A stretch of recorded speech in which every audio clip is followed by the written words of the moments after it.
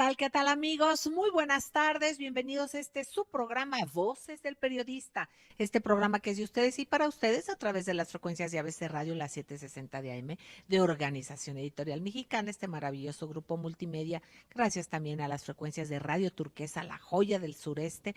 Por supuesto, a las frecuencias de La Pantera y a Radio La Nueva República. Nuestro hashtag es Voces del Periodista. Nos puede ver en nuestro canal de YouTube del Club de Periodistas de México AC y también buscar ahí el programa Voces del Periodista Diario.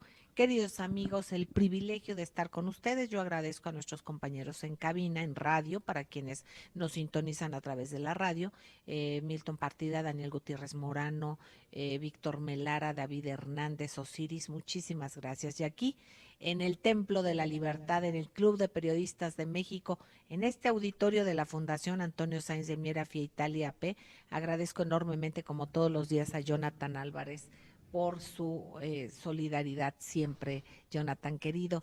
Y gracias también a Axel Martínez. Y por supuesto tenemos la presencia del maestro Luis Javier, nuestro cartonista maravilloso, que bueno, tiene una agilidad extraordinaria. Fíjense, amigos, que vamos a compartir, estamos de manteles más que manteles largos. El banquete intelectual será de primera porque tendremos el análisis del maestro Francisco Rodríguez.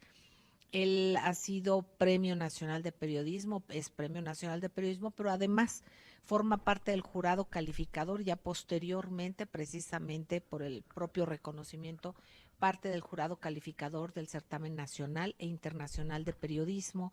Él es autor de la columna Índice Político, pero además tiene espacios televisivos y en medios impresos, en varios medios, y bueno, siempre tan generoso. Gracias, maestro Francisco Rodríguez, Paco Rodríguez, por estar en tu programa también, Voces del Periodista. El agradecido soy yo, Celeste. Me da muchísimo gusto saludarte, saludar a nuestros amigos del auditorio y estoy a tus órdenes. Paco, querido, pues preguntarte, hay tantos temas que vamos a estar viendo porque sabes que somos seguidores tuyos, que estamos al tanto de lo que publicas. Tú eres un referente de muchos de nosotros, del pueblo mexicano, en muchos aspectos. Tocas temas fundamentales. Y yo quisiera preguntarte, de acuerdo pues a lo acontecido muy recientemente, ¿no? Este día es precisamente sobre este informe del ministro presidente de la Corte, este informe que dio ante la presencia del presidente de México, Andrés Manuel López Obrador, ante secretarios de Estado, ante senadores y diputados. Y bueno, pues yo quisiera pedirte tu punto de vista sobre este informe del ministro Luis María Aguilar en su cuarto informe anual de labores, en su cuarto informe anual. Adelante, Paco querido. Fíjate que fue un largo informe, Celeste, de casi una hora. Había mucha expectación por saber de qué iba a hablar el ministro, sobre todo ahora que el Poder Ejecutivo, Poder Legislativo y claro el Poder Judicial están en medio de una contienda por los salarios de los ministros, de los magistrados y en general de todos los miembros del Poder Judicial. Había mucha expectación. Muy elegantemente el ministro no se refirió directamente al asunto inicialmente y habló de que un ministro sin independencia no le sirve a la justicia. Lamentablemente esa independencia no existe. Yo quisiera referirme a esa frase que me llamó poderosamente la atención y que fue la parte central de su discurso, la parte más fuerte, lo que a los periodistas nos da nota. Y me refiero a eso porque efectivamente pues se vuelve de quien depende. Y en el caso de nuestro Poder Judicial, lamentablemente, Celeste, amigos del auditorio, pues tenemos un poder y nos lo han demostrado en los últimos días cuando han hecho hasta por preservar los privilegios y los sueldos de sultán que poseen. Tiene razón el señor López Obrador, nuestro presidente de la República, cuando dice que el ministro presidente, ese que rindió ayer su informe, pues cobra más tanto como Donald Trump, porque de verdad son sueldos que no tienen ningún mexicano, ni el propio presidente de la República. Y ahí vemos pues que esta frase que podemos calificar como una famosa última palabra del ministro presidente de la Corte, pues se vuelve en contra de ellos mismos, porque lamentablemente los del Poder Judicial son dependientes del dinero. Y lo vemos cuando para cubrir las nuevas plazas, pues el Consejo de la Judicatura vende los exámenes, ahí hay dinero. Lo vemos cuando los fallos judiciales favorecen a los que más dinero tienen y no a quienes están clamando y que tienen sed de justicia. Corría en las redes hace unos días una imagen muy, muy elocuente. Se veía ahí la cara de una chica que lamentablemente mató a su agresor, un tipo que la quería violar, y ella en defensa propia pues lo mató. Y la fianza que le impusieron fue de casi 500,000 pesos. Y del otro lado, la imagen de Javier Duarte de Ochoa, exgobernador de Veracruz, y preso por delitos de lesa patria, aunque no haya sido por esos que está en la cárcel, pero condenado por la sociedad por delitos de lesa patria. Y ahí se veía cuánto le habían puesto de fianza al señor Javier Duarte de Ochoa, apenas 59,000 pesos. ¿Qué va con los casi 500,000 que tenía que pagar esta joven que mató, pero en defensa propia? Ahí vemos cómo la justicia sí depende del dinero y depende de los poderosos en el sector económico, los poderosos en el sector político y por supuesto los nuevos poderosos, los del crimen organizado. En este tenor, Paco, querido Paco Rodríguez, tan respetado, tan inteligente, tu análisis pone los puntos sobre las IES.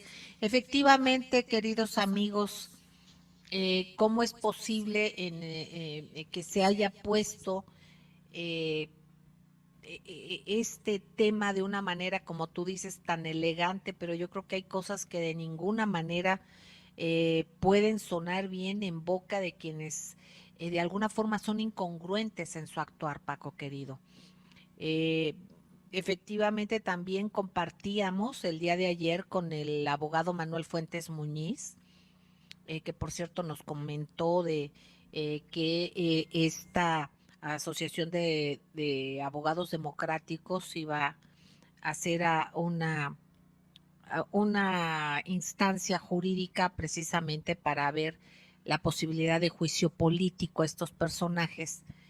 Bueno, nos damos cuenta y recordamos hace unos días cómo los vimos hacer una rueda de prensa, una conferencia en unos escalones, ¿no?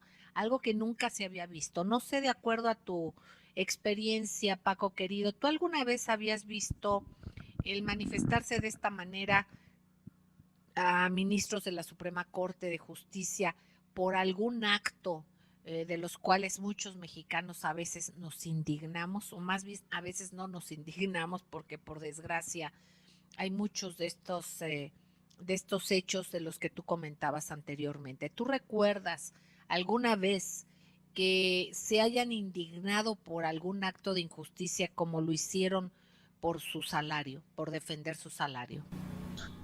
No, lamentablemente nunca habíamos visto una situación así, Celeste. Hace apenas unos días el propio presidente de la República, en una de estas conferencias que da por la decía que era saludable que los poderes estuviesen tipo de diálogo de confrontación. Nunca se hace esto. Y el mismo presidente lo decía, porque teníamos un poder judicial sumiso al poder ejecutivo. Lo decía en otras palabras, decía que porque el poder ejecutivo era el poder de los poderes. Lo que entendíamos era que el poder ejecutivo se imponía al poder judicial y los señores ministros, los señores magistrados y los jueces tenían que seguir las consignas que les dictaban desde los pinos, desde la presidencia de la República. Esta corte, había que recordar, es prácticamente nueva. Apenas en 1997, habría que recordar, en 95, Ernesto Zedillo la desapareció a la antigua corte, que tenía 21 ministros, integrada por 21 ministros. Los jubiló a todos y puso una nueva corte, pues que yo considero que es la corte que era adecuada a los fines del neoliberalismo. Habría que recordar que esta corte creada por Zedillo con solamente 11 ministros fue aquella que dio el visto bueno al anatocismo para favorecer principalmente a los bancos que en aquel momento estaban pasando a poder no solamente de manos privadas, sino de manos privadas extranjeras. Y entonces es así que esta corte fue la que provocó que hoy paguemos intereses sobre los intereses, algo que ni Shylock, aquel personaje del Mercader de Venecia de Shakespeare, haría. Pero los bancos que tenemos están cobrando intereses sobre intereses, gracias a esta corte que falló a favor de los bancos y no a favor de la sociedad. Y otra cuestión que habría que recordar de estos ministros de la corte es que hace no mucho ellos fueron quienes aprobaron que las jubilaciones de los afiliados al Instituto Mexicano del Seguro Social disminuyeran. En un pueblo con tantas carencias, en un pueblo donde la gente ha trabajado prácticamente por migajas, pues aún así a la hora de su retiro tiene que subsistir, sobrevivir con pensiones misérrimas que todavía bajan el monto por una decisión de esta Corte de Justicia. Yo creo que qué bueno que hoy estén dirimiendo los poderes, qué bueno que hoy el legislativo sea demandado por la Corte y que la Corte también sea demandada por el legislativo. Y hay una inconformidad por parte de los senadores porque el fallo del ministro al que le tocó este asunto pues es totalmente equivocado. Y si quieres de eso platicamos más adelante, Celeste. Fíjate que es muy importante, Paco querido, tener los referentes históricos. Aquí acabas de mencionar, por ejemplo, estos criterios en cuanto a las pensiones de los jubilados del Instituto Mexicano del Seguro Social. Y en este caso estamos viendo cómo defienden la parte personal. En este contexto, ¿qué tanto es la prioridad y el derecho general de los mexicanos sobre algo que es evidente en un actuar de quienes se tiene que tener o debería de tener toda la certidumbre, la confianza, porque precisamente son los encargados, supuestamente, de impartir justicia? Adelante, Paco. Sí, fíjate que es muy cuestionable el papel que están desempeñando estos señores, que como bien dices, pues se han cansado de decirnos que su salario, su sueldo es intocable, que ellos deben seguir ganando las fortunas que ellos mismos se asignan. Esto hay que recordarlo, Celeste. En el presupuesto del Poder Judicial lo elaboran los propios miembros del Poder Judicial y ellos son los que se asignan los sueldos. Ellos son los que dicen cuánto va a ganar un ministro, cuánto va a ganar un magistrado y cuánto va a ganar un juez. Al legislativo solamente le toca aprobar lo que el Poder Judicial envía como necesidad de recursos. Pero defienden su salario porque dicen está inscrito en la Constitución. Y la pregunta que muchos mexicanos nos hacemos, ¿por qué no han defendido que el salario mínimo sea como dice la Constitución? El salario de los trabajadores, dice el artículo 123 de nuestra Carta Magna, debe ser suficiente para que un padre de familia, en este caso un jefe de familia, porque también las mujeres hacen las veces de jefes de familia, dé a su familia educación, obviamente alimentación, salud, incluso esparcimiento, que una familia sea capaz de vivir con dignidad, con un salario devengado, con honestidad. Exactamente, queridos amigos. Vamos a ir un corte y enseguida regresamos para seguir escuchando al maestro Paco Rodríguez, Francisco Rodríguez. No tardamos, gracias.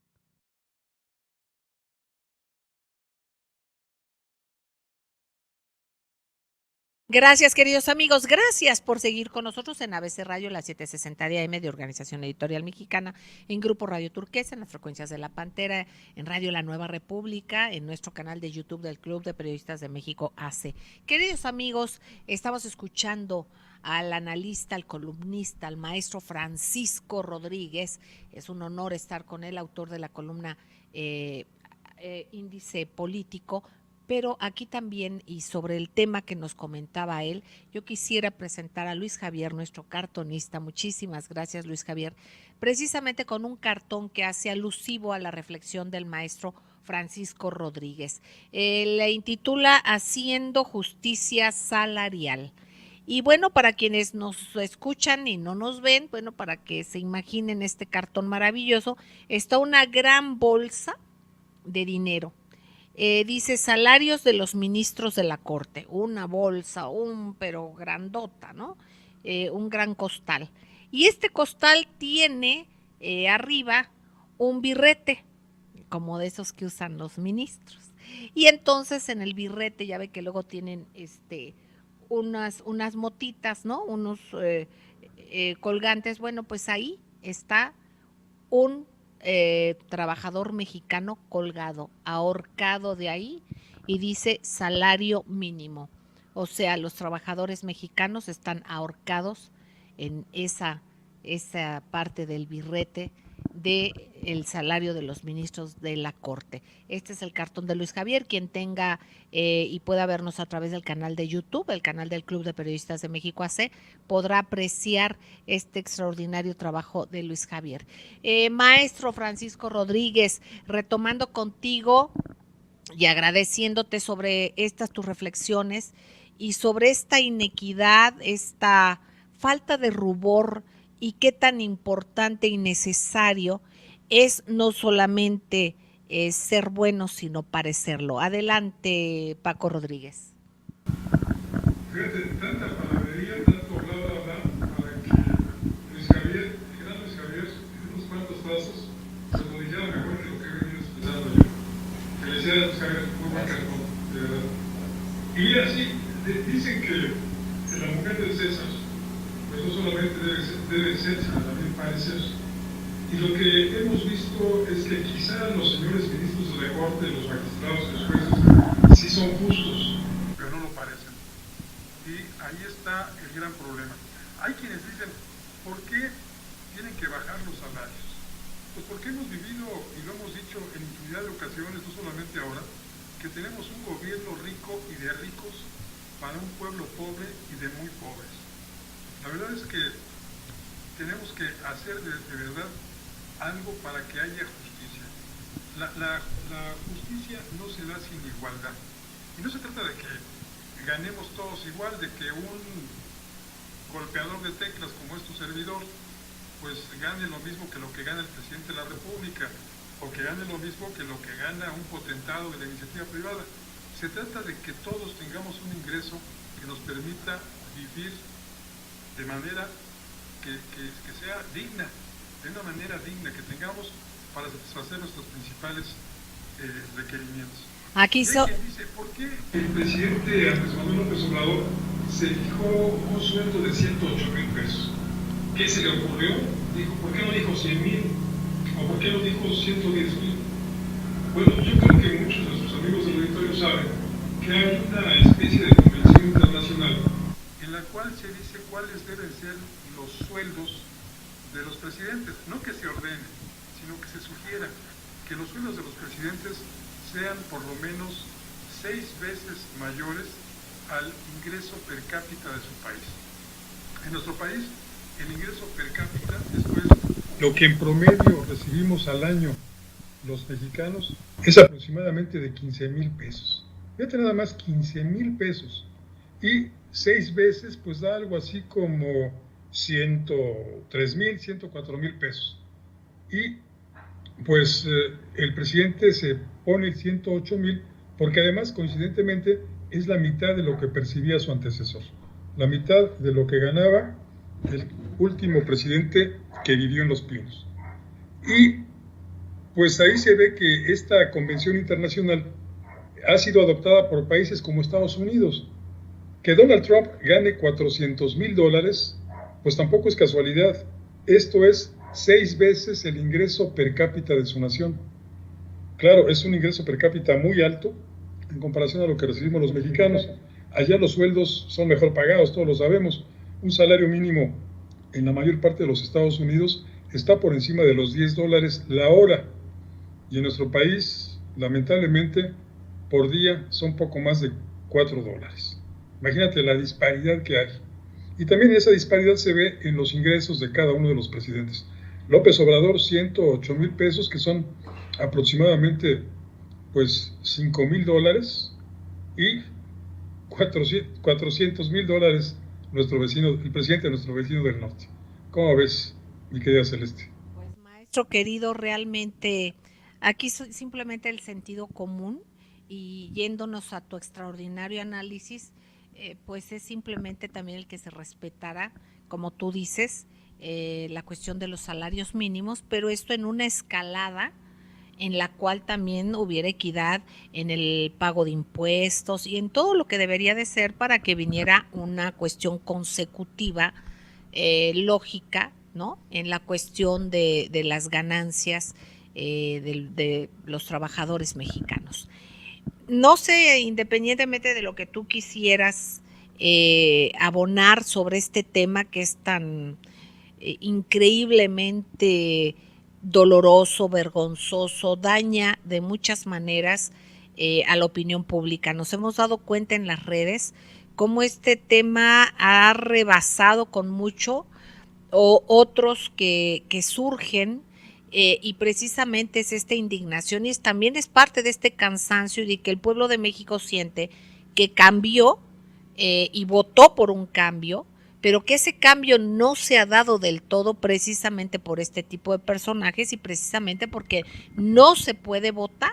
Aquí también habría la oportunidad, y la comentamos también el día de ayer con el abogado Manuel Fuentes Muñiz, sobre esta circunstancia de que el pueblo de México vota por el Ejecutivo, vota por el Legislativo, y bueno, ¿por qué no votar por el judicial? Sin críticas, como también lo comenté ayer, que no es que pongamos cada quien a quien sea, no, realmente que hubieran algunas propuestas y que nos fuéramos a sus currículums, a sus capacidades, y no solamente las capacidades académicas, que por supuesto deberían de ser fundamentales y deben de serlo, sino también sus capacidades morales, éticas, de compromiso real con el servicio público, Paco. Independientemente de esto, hay tantos temas y vamos viendo sobre tus políticas y las tus columnas y las preguntas que te haces, siempre interesantes.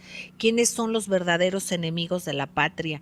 Indiscutible e independientemente del tema que tocamos hoy, y que esto nos hace preguntarnos hacia adentro de nuestro país, pero también en tu columna tocas muchos tópicos y también cómo hay quien se vende a otros intereses muy ajenos a los propios, y también cómo se inoculan una serie de circunstancias que agitan a los países, ¿no?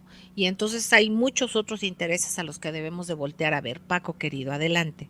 Sí, efectivamente, yo creo que lo que hemos visto hasta ahora con este diferendo, con la Corte, no es sino una maniobra de distracción que ha sido agrandada por quienes oponen resistencia al cambio. La mayor parte de los mexicanos, los 30 millones de mexicanos que votamos a favor de un cambio, solamente de personaje, un cambio de régimen, un cambio de estilo, un cambio de la corrupción hacia la honestidad, por eso votamos, pues nos vemos enfrentados a quienes se resisten a que se dé este cambio.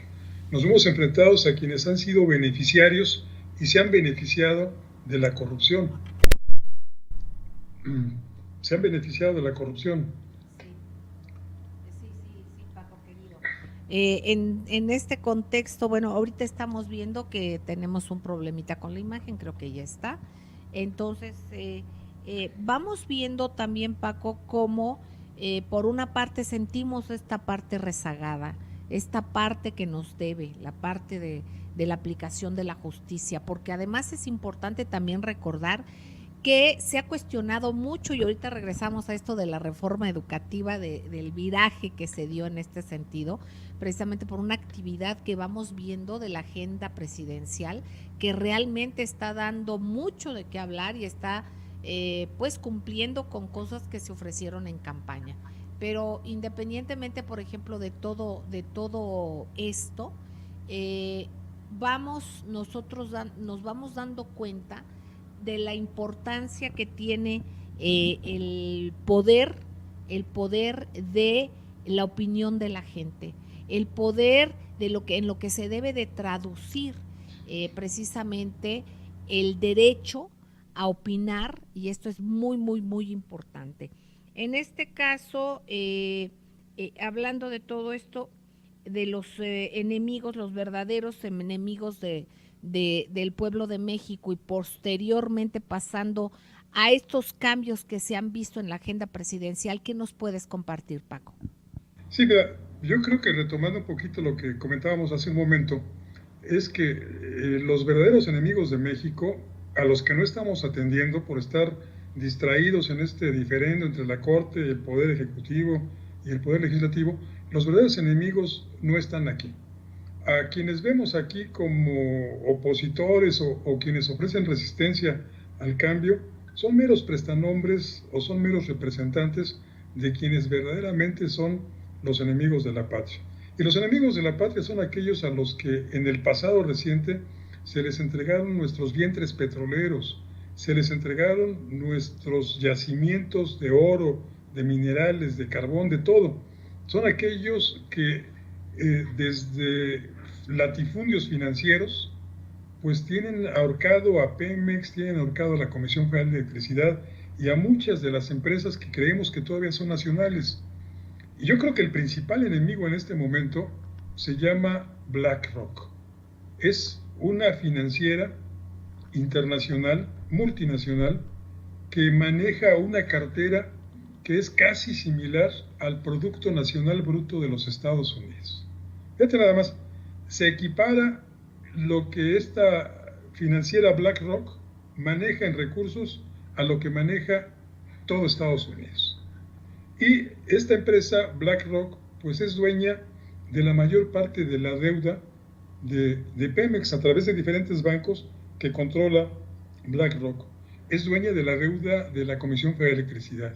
Es dueña de prácticamente, porque ha fondeado con créditos, a todas estas empresas a las cuales se les han dado en rondas sucesivas los contratos para explorar y sacar petróleo de nuestros vientres.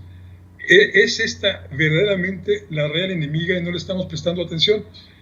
BlackRock incluso fue quien financió y quien está ahora dando la batalla por los bonos de deuda pública contratada por la anterior administración para la construcción del aeropuerto fantasioso de Texcoco, ese mega aeropuerto que iba a servir hasta para que aterrizaran naves espaciales y que por fortuna no se va a construir, dado que significaba un endeudamiento tremendo para los mexicanos, no en una, sino en varias generaciones, por el costoso mantenimiento que representaba. Así que hay que tener cuidado con los reales enemigos de la patria. Y esos no están aquí adentro, no son los narcomenudistas, no son quienes trafican con las drogas, tampoco los que lavan el dinero del sector público y del sector privado. Los verdaderos enemigos están en el extranjero, y están esperando a que nos atontemos más para venir y sacarnos todo. Hoy, por fortuna, esa posibilidad se ve cada vez más lejana, porque tenemos un presidente de la República y un gobierno que tienen valores nacionalistas, que tienen amor a la patria, que saben que están ahí para servir a México. Ojalá exactamente. Ojalá así sea efectivamente, Paco Rodríguez. Vamos a ir un corte, queridos amigos, y vamos a regresar porque estos organismos como BlackRock que menciona el maestro Paco Rodríguez tiene diversos tentáculos y uno de ellos y básicamente están enfilados precisamente hacia nosotros los ciudadanos. Vamos a ir un corte y enseguida regresamos. Gracias, queridos amigos. Gracias por seguir con nosotros en las frecuencias de ABC Radio, las 760 de AM de Organización Editorial Mexicana, del grupo Radio Turquesa, La Joya del Sureste, las frecuencias de La Pantera, Radio La Nueva República, nuestro canal de YouTube, del Club de Periodistas de México, AC. Queridos amigos, el privilegio de estar charlando antes que nada con ustedes, escuchando al maestro Francisco Rodríguez. Maestro Francisco Rodríguez, ¿quién nos decía antes de irnos al corte precisamente en este enemigo, digamos, importantísimo, que son los intereses de BlackRock, este mega consorcio lleno de tentáculos? Pero en este tenor es compartir con ustedes lo que ya hemos dicho aquí desde hace varios años, que ahora ya ha permeado mucho más, ya es mucho más conocido por todos, y eso es importante y fundamental. Pero hay que darnos cuenta que estos grandes intereses obviamente están preocupados. ¿Por qué? Pues porque habían inoculado y habían una especie de hecho una especie de amaestramiento, por decirlo de alguna manera, y no quiero escucharme ofensiva, pero sí de nuestra opinión pública. Se han adueñado en parte, o se habían adueñado de la opinión pública.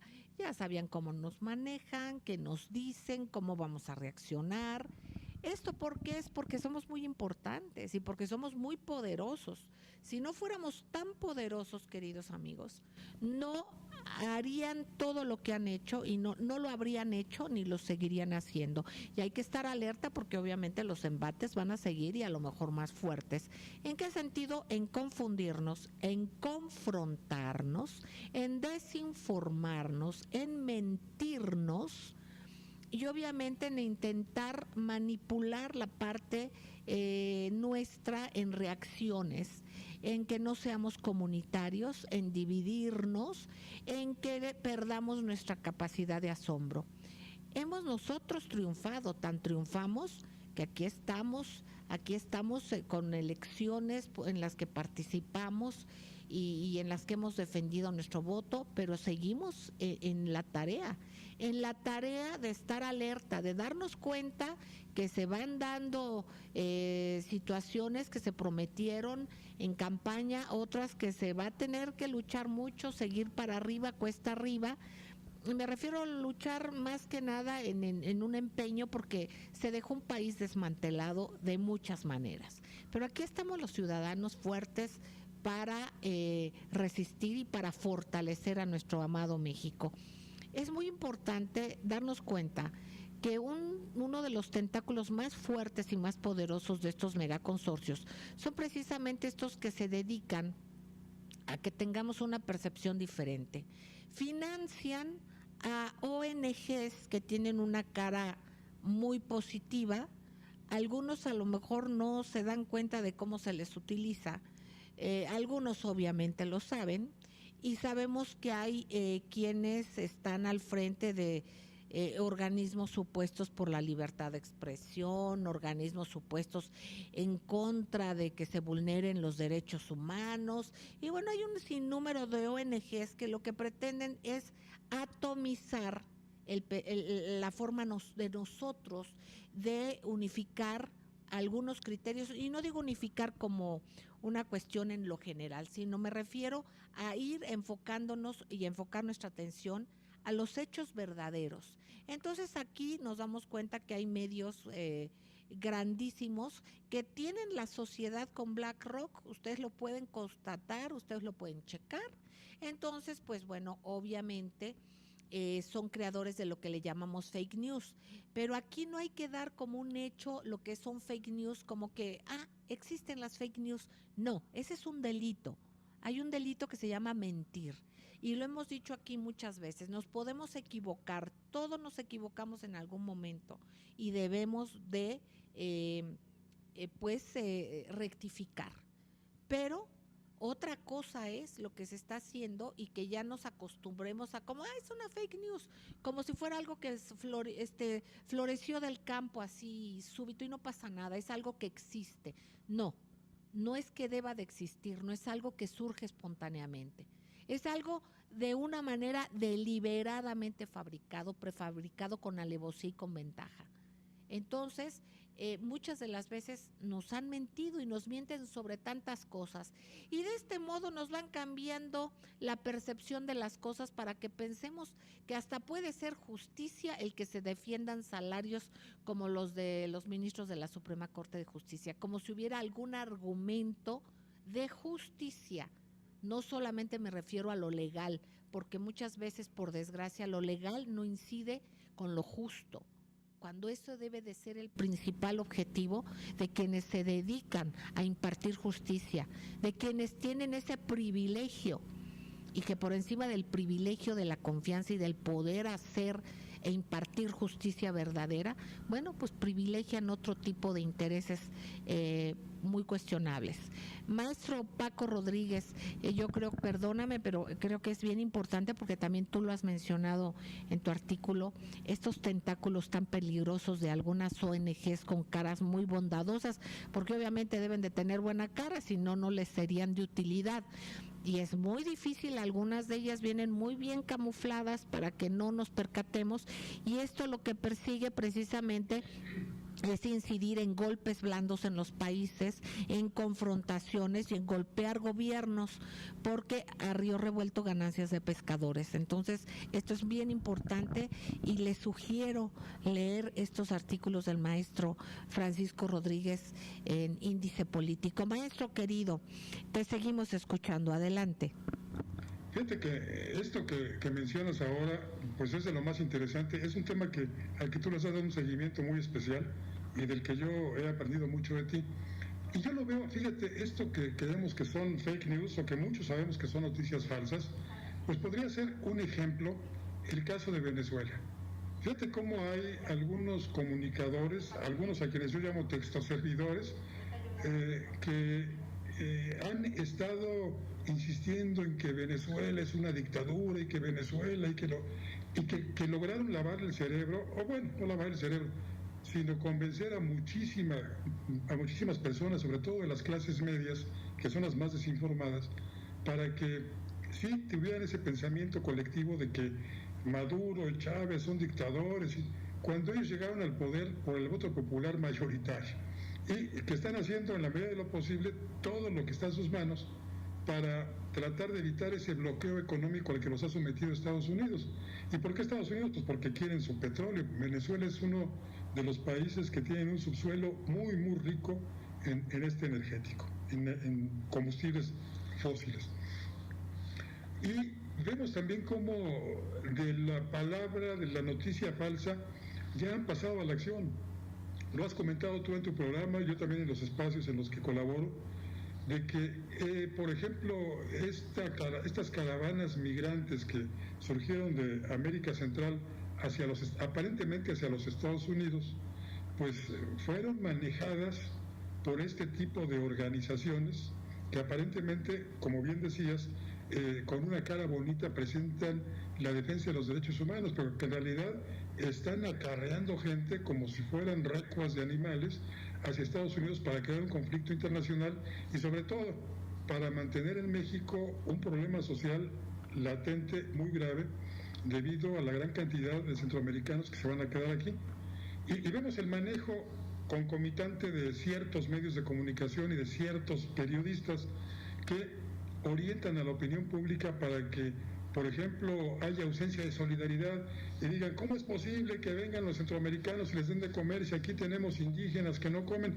Bueno, pues hasta ahorita se están preocupando por los indígenas que no comen, o hasta ahorita se están preocupando por aquellos que no tienen una plaza laboral, luego de que a ellos se ofreció la posibilidad de que pudieran obtener un trabajo si permanecen en nuestro país. Y ha sido tal la manipulación que de verdad hay muchísima gente que aún militando en fuerzas progresistas, pues manifiesta un rechazo prácticamente inhumano hacia quienes han sido manipulados para ir tras el sueño americano. Es muy grave lo que está sucediendo. Y tras todos estos movimientos y detrás de todos estos comentarios, por supuesto están los intereses financieros y económicos de corporaciones como BlackRock o de personajes como George Soros. Exactamente, maestro querido, y precisamente siguiendo en esta dinámica, tú mismo comentas, y esto porque estamos hablando sobre las columnas del gran maestro Paco Rodríguez, precisamente otro es por ejemplo, la utilización del narcomenudeo, de cómo nos venden todo esto, que obviamente es un flagelo tremendo, y no solamente es el narcomenudeo, hemos hablado de los diferentes tipos de delitos, la trata de personas, en fin, una serie de circunstancias que son aberrantes por estas mismas organizaciones que en otras entidades, en otros lugares del mundo, de acuerdo a la circunstancia de cada lugar, pues hacen lo propio. Por ejemplo, como lo hemos dicho en muchas ocasiones, y lo repito constantemente porque es algo que desde hace mucho tiempo lo decíamos y la gente se sorprendía, y después ahora claramente lo vemos, por ejemplo en Siria, que metieron mercenarios, no era ninguna revolución ni nada que se le pareciese, pero van metiendo e inoculando violencia en aquel lugar con mercenarios, con yihadistas, pero básicamente eran mercenarios porque los mercenarios reciben paga por todo esto.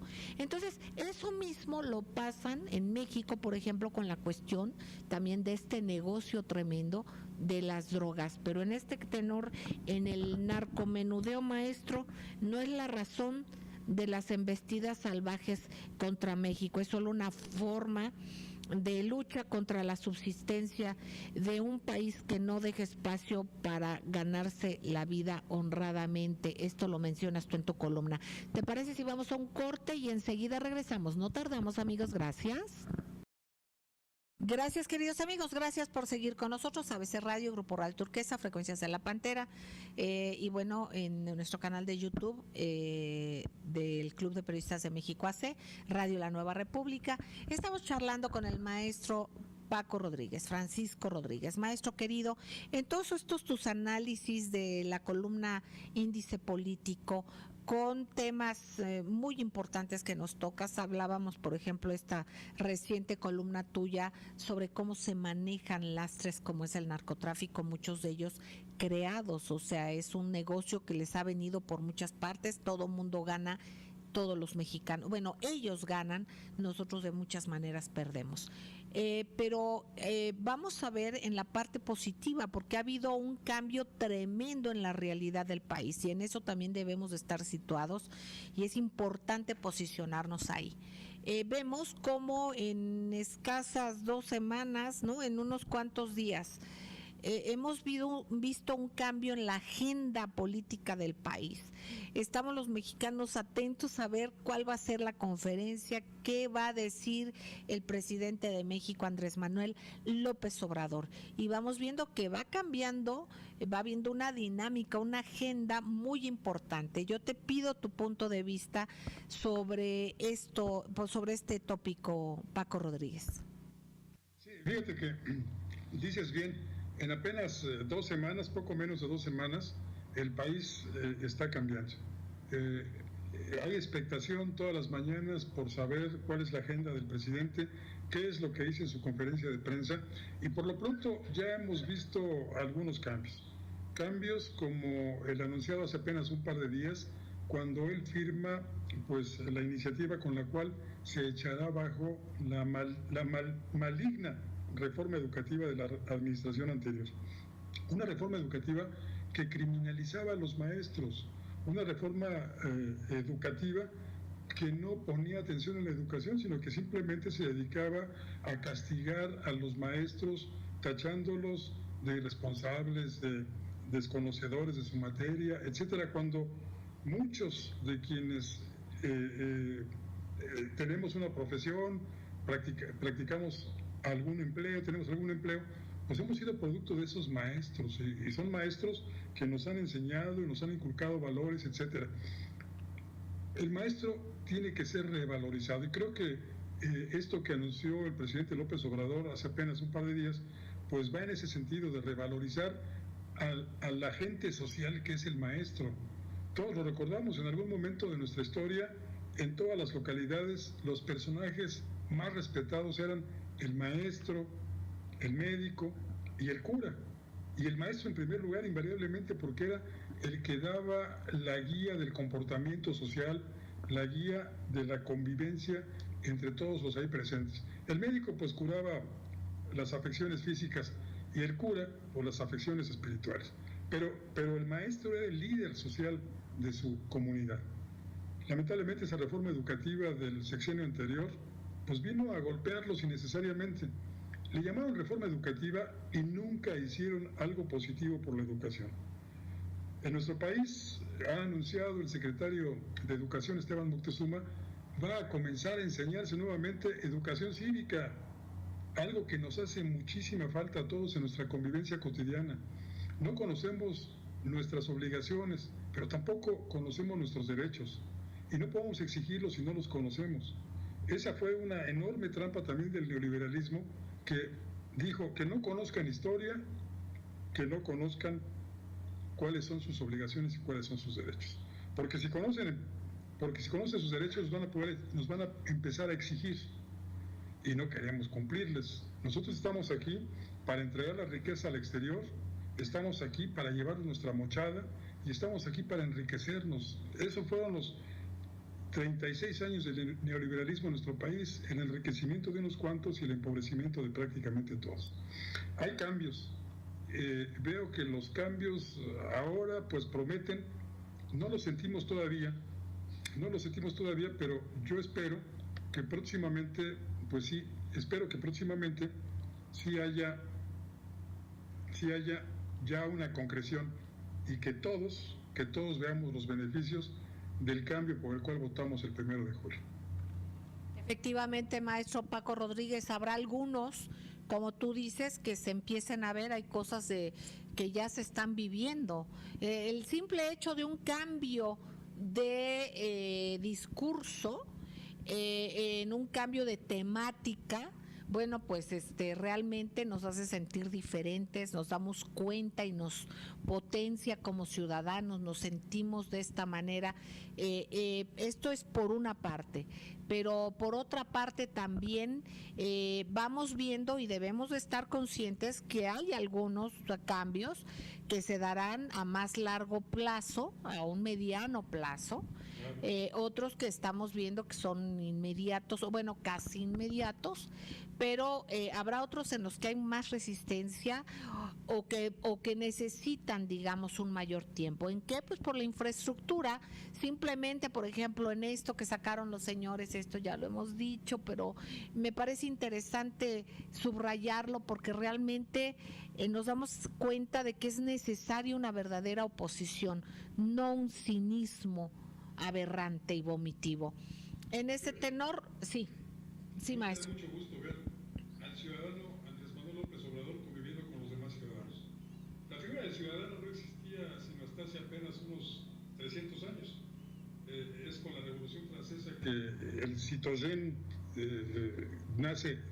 Ni siquiera la Revolución estadounidense, la Declaración de Independencia, reconoce al ciudadano.